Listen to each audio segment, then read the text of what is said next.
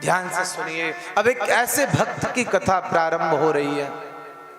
ज्यादा विचार नहीं करना, कुछ ना कुछ प्रपंच चलता रहता है, हम लोग तो भूल जाते हैं उसी समय। लेकिन ये कि अच्छा नहीं लगता। भगवान की कथा को इतना भी आसान मत समझो कि जो कोई आए, अब हम ही सोचिए, हम ही उठ के चले जाए मंच से किसी को बैठा दे, अच्छा लगेगा? ये कोई काम होता है, इस तरह थोड़ी होता है। तो मैं बता रहा हूं, अब आप ध्यान से सुनिए। भाई कैसे भक्त की कथा प्रारंभ हो रही है कि जो भक्त वास्तव में मनुष्य भी नहीं था। भक्तमाला में लिखा, भगवान किस चीज को देखते हैं? व्याधस्य चरणम ध्रुवस्य चवयो, व्याधस्य चरणम ध्रुवस्य चवयो, विद्या गजेन्द्रस्य का जातिर्विदुरस्य किम, यदुपतेः उग्रस्य किम पौरुषम, कुब्जाया कमनीय रूपमधिकम, किम तत्सुदाम्नो धनम, भक्त्या तुष्यति केवलम न च गुणैर, भक्ति प्रियो माधवः। किसी ने कहा कि भगवान भक्ति में अनेक अनेक शर्त रखते हैं, लेकिन शास्त्र कहता है कोई शर्त नहीं रखते। अगर भगवान शर्त रखते, कोई कहे कि भगवान अच्छे आचरण करने से मिलते हैं, तो ये बताओ, आपने अजामिल की कथा सुनी, अजामिल ने कौन सा आचरण किया था? क्या कोई अच्छा गुण था उसमें? नहीं था ना। कोई कहे कि भगवान उम्र देख करके कृपा करते हैं, तो बताओ क्या ध्रुव जी की उम्र देखी भगवान ने? मात्र 5-6 साल के ध्रुव जी को मिल गए। कोई कहे कि अगर भगवान जाति देखते हैं, तो विदुर जी तो सबसे अधम जाति से थे, सबरी मैया तो सबसे अधम जाति से थे। का जातिर्विदुरस्य। कोई कहे कि भगवान विद्या देखते हैं, तो अभी आप जो कथा सुनेंगे, गज हाथी की कथा, हाथी कौन सा शास्त्र पढ़ता है? कोई कहे भगवान सुंदरता देखते हैं, तो उस कुब्जा ने कौन सा रूप पाया था? वो तो कुबड़ी थी। कोई कहे कि भगवान हमारा ज्ञान देखते हैं, तो गोपियों ने कौन सा ज्ञान पाया था? वास्तव में भगवान न तो तप देखते हैं, न ज्ञान देखते हैं, न साधना देखते हैं, न आराधना देखते हैं। भक्त तो बस मन से पुकार ले, भक्त तो बस एक बार निहार ले ठाकुर जी को प्रेम से, ठाकुर जी उसी समय दौड़े आ जाते हैं। भक्तमाल जी में कथा आई आगे कि भगवान ने मनुष्यों पर ही नहीं, जानवरों को भी कृपा करके अपना बना लिया। भगवान ने सिर्फ मनुष्यों को नहीं, जानवरों को भी अपना बनाया। कथा आई, एक बार एक बहुत विशाल पर्वत था। लिखा, आसीद गिरिवरो राजस त्रिकूट इति विश्रुतः, क्षीरोदेनावृतः श्रीमान योजनायुतमुच्छ्रितः। एक हाथी था और वो त्रिकूट नाम के पर्वत पे रहता था। कौन से पर्वत पर? त्रिकूट। और वो पर्वत कोई सामान्य पर्वत नहीं था, बहुत बड़ा पर्वत, बहुत विशाल पर्वत। हाथी उसी पर्वत पे रहता था। एक दिन की बात, उसके उस जंगल में इतनी गर्मी हुई, जिस जंगल में वो रहता था इतनी प्रचंड गर्मी हुई, इतनी प्रचंड गर्मी हुई कि उससे रहा ही ना जाए। उसने अपनी हथनियों को, अपने बच्चों को, सबको साथ लिया और एक सरोवर में स्नान करने जाने लगा, एक तालाब में। अब वो हाथी अपने बच्चों के साथ, अपनी अनेकों हथनियों के साथ तालाब में जा पहुंचा, उस सरोवर में जा पहुंचा। और तो और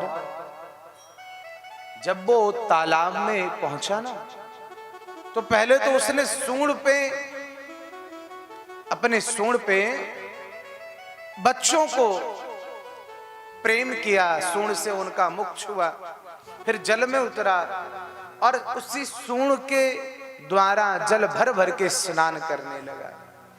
फिर बीच बीच में जल लेता है, सूंड में अपने बच्चों के ऊपर फेंकता है। अनेक तरह से वो जल क्रीड़ा करने लगा। कौन सी क्रीड़ा? जल क्रीड़ा। अब धीरे धीरे उसने इतनी उछल कूद मचाई उस सरोवर में कि उस सरोवर में एक ग्राह रहता था, मगरमच्छ रहता था, उसको अच्छा नहीं लगा। अरे भाई, तुम किसी के घर में जाओ और अपनी मनमर्जी चलाने लगो तो ये अच्छी बात तो नहीं है भाई, बुरा लगता है। हमारे घर में कोई आए और हमसे बात भी ना करे और जो मन में आए वो करने लगे, इधर का सामान उधर, भाई अच्छी बात तो नहीं है।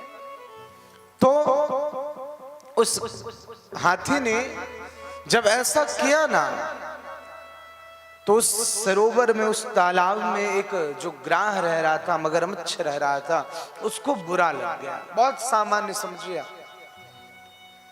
जमीन पे रहने वाला थलचर हाथी सरोवर में पहुंच गया और सरोवर में रहने वाले ग्राह ने, मगरमच्छ ने जब देखा कि हमारे घर में आकर के ये हाथी हम ही को परेशान कर रहा है, तो इधर उधर ना देखते हुए ग्राह ने उसके पैर को पकड़ लिया कि चलो इसको दंड देते।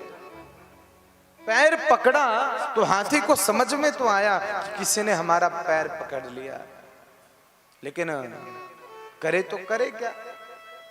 उसे तो ये अभिमान था ना कि मैं बहुत बलवान हूं, मैं बहुत ताकतवर हूं, मेरा इतना विशाल शरीर है, ये छोटा सा मगरमच्छ मेरा क्या बिगाड़ पाएगा। अब उस मगरमच्छ ने, उस ग्राह ने धीरे धीरे धीरे उस हाथी को सरोवर में, उस जल में, उस तालाब में अंदर की ओर खींचना प्रारंभ किया, लेकिन हाथी को ध्यान नहीं रहा। वो भूल गया कि कब एक छोटी सी फुंसी घोड़े का रूप ले ले पता नहीं चलता। हाथी ने ध्यान नहीं दिया।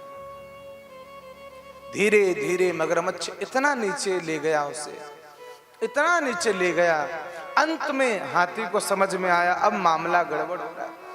उसने इधर उधर सबको पुकारा, अपने बच्चों से कहा मुझे बचाओ, अपनी हथनियों से कहा मुझे बचाओ, पर किसी ने नहीं बचाया।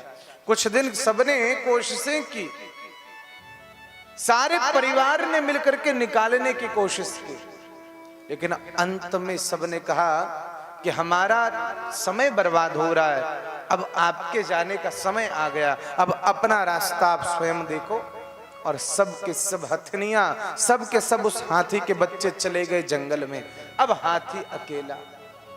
याद रखना, वो हाथी कोई और नहीं, हम लोग ही हैं। हमने पूरे परिवार का भरण पोषण किया, सब कुछ किया, लेकिन जब जाने का समय आया ना, तो अंत में कभी कभी ऐसा मैंने देखा है कि जब बड़े बुजुर्ग ज्यादा बीमार रहने लगे ना, लाखों रुपया खर्च हो जाए, तो फिर बच्चे ही प्रार्थना करते हैं प्रभु उठाओ अब, है या नहीं? बड़े बुजुर्ग घर में जब कुछ देने लायक नहीं रहते, बच्चे उनकी खूब सेवा भी कर रहे, लेकिन कब तक करेंगे? बच्चों का कोई दोष नहीं मैं मान रहा हूं, पर एक बात बता रहा हूं, हम लोग कितने मूर्ख हैं। हम लोगों ने बेटा बेटी, पोता पोती, नाती, अनेक प्रकार के संबंध, सब कुछ निभाने की कोशिश की, जितना कमाया कौड़ी कौड़ी करके हमने माया जोड़ा, लेकिन सब अपने बच्चों को दे दिया। बूढ़े हुए, लेकिन फिर भी बुद्धि नहीं जागी। एक बार की बात है, शंकराचार्य भगवान की एक कथा थोड़ी सी मैं बता रहा हूं। कि शंकराचार्य भगवान गंगा स्नान के लिए बनारस में निकल रहे थे और उसी समय जब वो आगे बढ़े ना तो एक घर से कुछ आवाज आ रही थी। शंकराचार्य जी को लगा कि ये सुबह सुबह कौन व्यक्ति, कौन सा मनुष्य क्या याद कर रहा है। जब और पास जाकर के देखा तो एक बूढ़ा आदमी कुछ याद कर रहा था।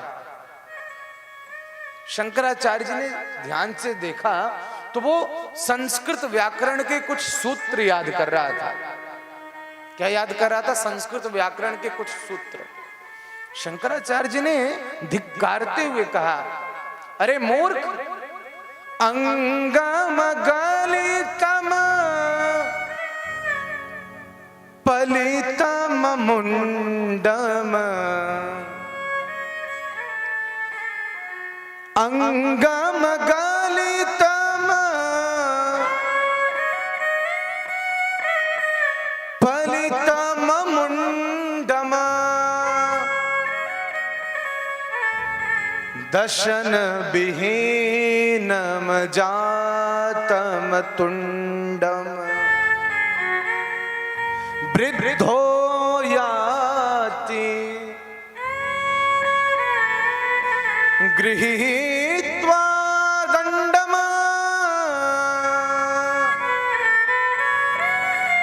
तदपि न मुंचति आशा पिंडम। अरे मूर्ख, अंगम गलितम, ध्यान दे, तेरा शरीर गलने वाला है। बुढ़ापे में क्या होता है, हम जिस शरीर को इतना महत्व देते वो गलने लगता है। जिस शरीर को हमने इतना श्रृंगार करके सजाया वो शरीर ऐसा कुरूप हो जाता है कि शीशा देखने का मन नहीं करता। अंगम गलितम, एक एक अंग अपना प्राण छोड़ने लगता है, सबका रस चला जाता है।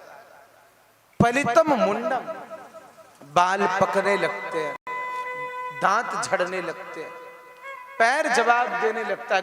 वृद्धो याति गृहीत्वा दंडम, पर हम लठ लेके चलते हैं, पर फिर भी आशा का जो बंधन है वो नहीं छोड़ते। शंकराचार्य जी ने कहा, अब भी इस बुढ़ापे में भी तूने आशा नहीं छोड़ी?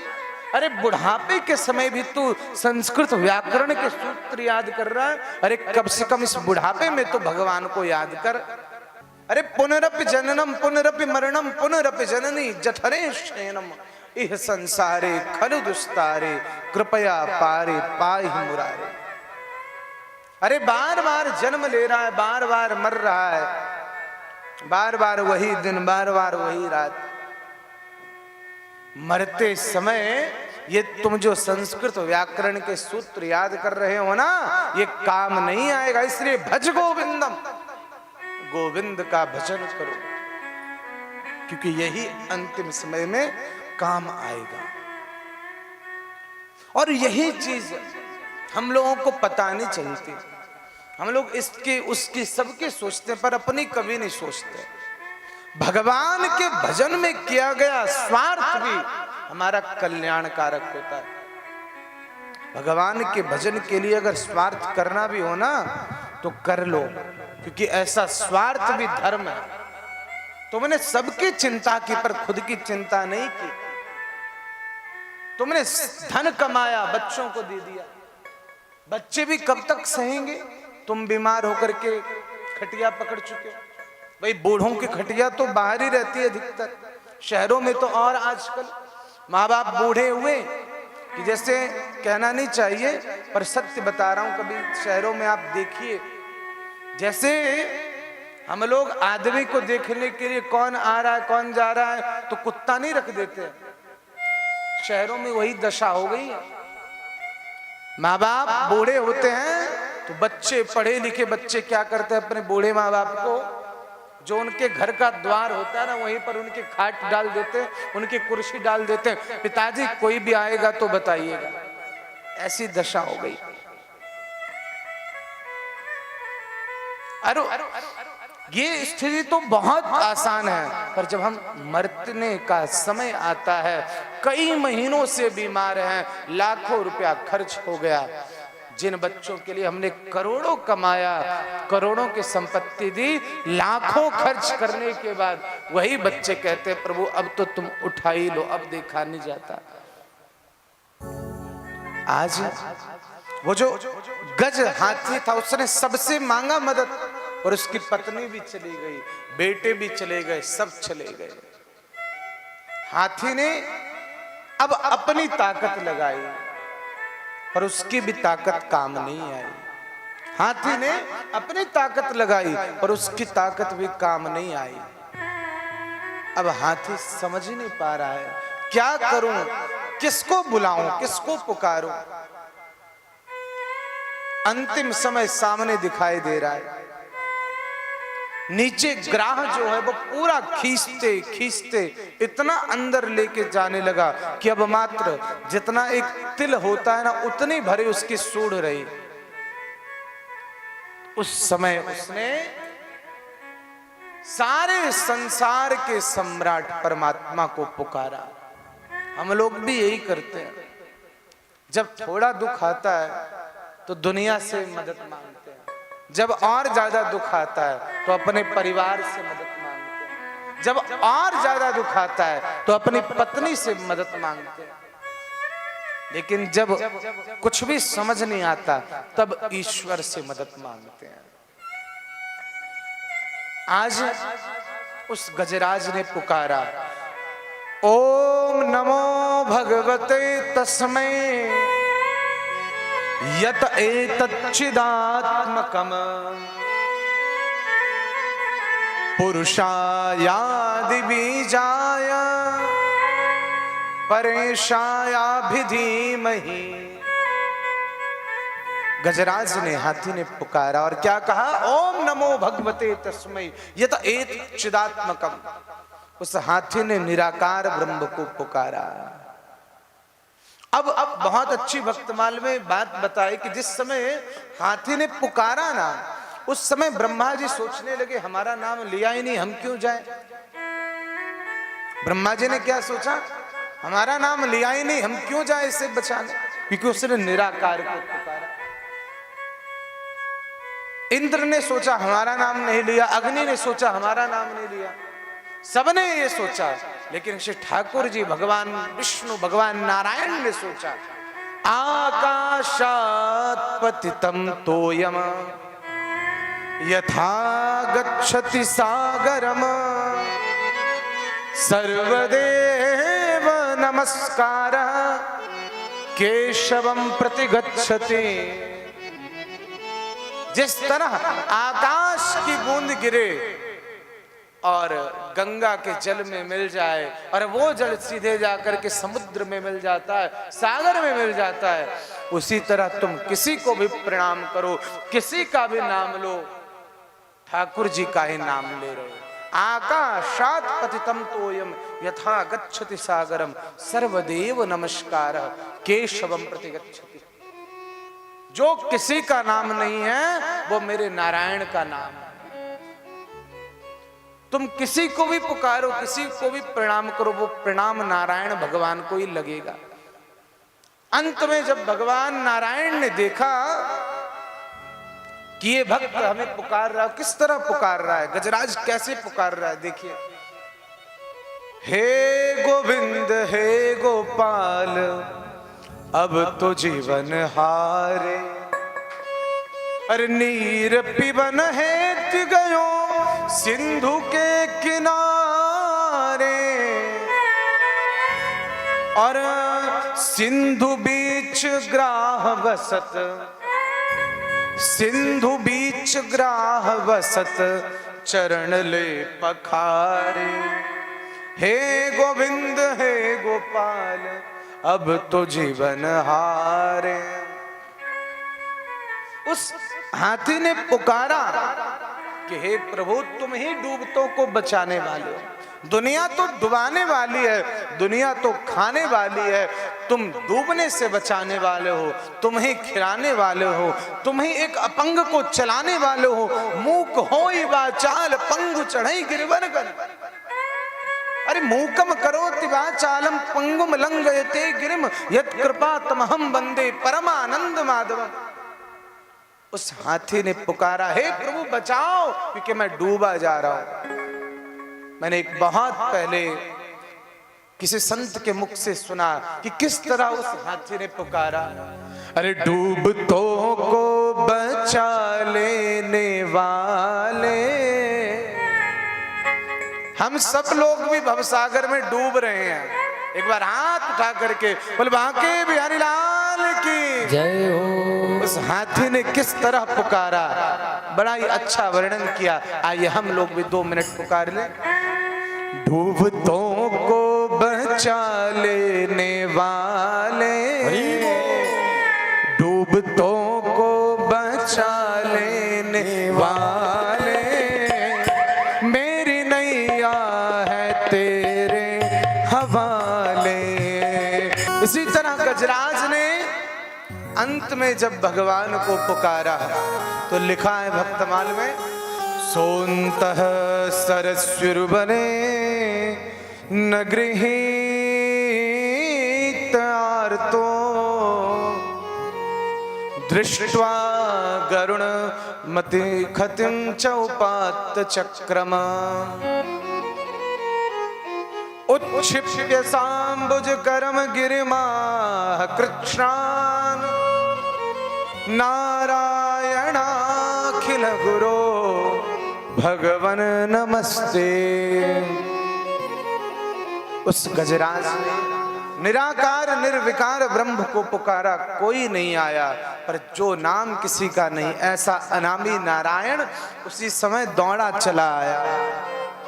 और लिखा है भक्तमाल में, जिस समय भगवान उस गजराज की पुकार सुनते हैं ना कि हे गोविंद हे गोपाल अब तो जीवन हारे, वो जो गजराज वो हाथी है वो टेर लगा रहा है, आवाज लगा रहा है। भक्तमाल में लिखा है भगवान उस समय भोजन कर रहे थे। क्या कर रहे थे? भोजन। और भगवान की कृपालुता देखिए, दयालुता देखिए कि उस हाथी ने गोविंद कहा। क्या कहा? हे गोविंद हे गोपाल। तो भक्तमाल में लिखा है कि भगवान कितना तत्पर रहते हैं भक्त के लिए कि उस समय भगवान भोजन कर रहे थे, अभी कोर उठाया ही था कि उनके कानों में गोविंद शब्द सुनाई दिया। तो लिखा है कि जिस समय भगवान भोजन करने के लिए उद्यत हुए उस समय उनको गो शब्द सुनाई दिया, और भक्त की पुकार सुनकर के जब वो दौड़ करके आए और हाथी के पास पहुंचे तब उन्हें विंद शब्द सुनाई दिया।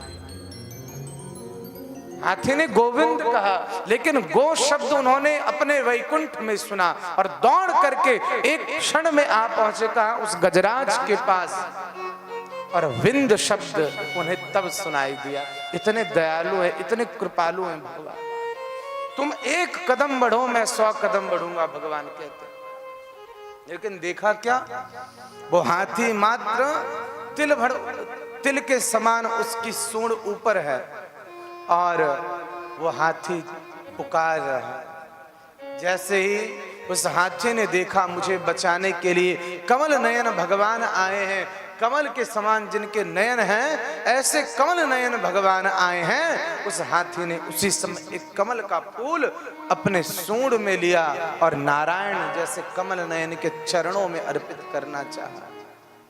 भगवान ने देखते ही देखते, भगवान ने एक ही क्षण में अपने हाथ के सुदर्शन चक्र से उस ग्राह के मुख को फाड़ दिया। इसलिए लिखा ग्राहाद विपाटित मुखाधरिणा गजेंद्रम। क्या किया? ग्राहाद विपाटित मुखाधरिणा गजेंद्रम। भगवान नारायण ने अपने सुदर्शन चक्र को आदेश दिया कि हे सुदर्शन जाओ और उस ग्राह के मुख को काट दो, और भगवान ने ग्राह का उद्धार कर दिया। एक हम लोग जब बिहार झारखंड में कथा करने जाते हैं ना, तो वहां बहुत प्रसिद्ध एक आता है कि गज और ग्राह लड़े जल भीतर। सुनिएगा क्या स्थिति थी।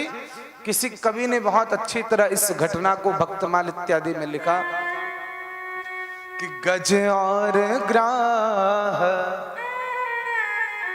लड़े जल भीतर, लड़त लड़त गजहारायण हरि है, लड़त लड़त गजहारायण, श्रीमन नारायण नारायण नारायण। और क्या हुआ? तिल भर सूंढ़ रहो जल ऊपर, तिल भर सूंढ़ रहो जल ऊपर, तब हरि नाम उच्चारायण हरि है, तब हरि नाम उच्चारायण, श्रीमन नारायण नारायण नारायण। और आगे कहा कि गज की टेर सुने रघुनंदन स्वामी, गज की टेर सुने रघुनंदन स्वामी, हरि रूप अवतारायण हरि है, हरि रूप अवतारायण, श्रीमन नारायण नारायण नारायण। क्या कहा? हरि रूप अवतारायण। भगवान ने कौन सा अवतार लिया? उस गज और ग्राह के लिए हरि रूप। हम लोग भगवान का एक नाम क्या जानते हैं? हरि। हरि का अर्थ क्या है? हरतीति हरि, भक्तानाम दोष दुख पीड़ा यह हरती स एव हरि। भक्त के दुख दोष पीड़ा जो उनको हरता है उसे ही क्या कहा जाता है? हरि। आज उस गज, उस हाथी की पुकार सुन करके भगवान ने हरि रूप में अवतार लिया और तब से उनका एक नाम हरि हो गया। बोले हरिहर भगवान की जय हो। भगवान ने उसी समय सुदर्शन चक्र से उस ग्राह का मुख काट दिया। अब किसी ने एक जिज्ञासा की कि भाई पुकारा उस हाथी ने, पुकारा किसने? हाथी ने। पर भगवान ने सबसे पहले कल्याण किसका किया? ग्राह का। भाई सबसे पहले किसको तारा? ग्राह, भले ही मार। तो ऐसा क्यों? तो संत कहते हैं कि याद रखना, जीवन में तुम अगर सोचोगे कि मेरा सीधे कल्याण हो जाए, ऐसा नहीं हो सकता।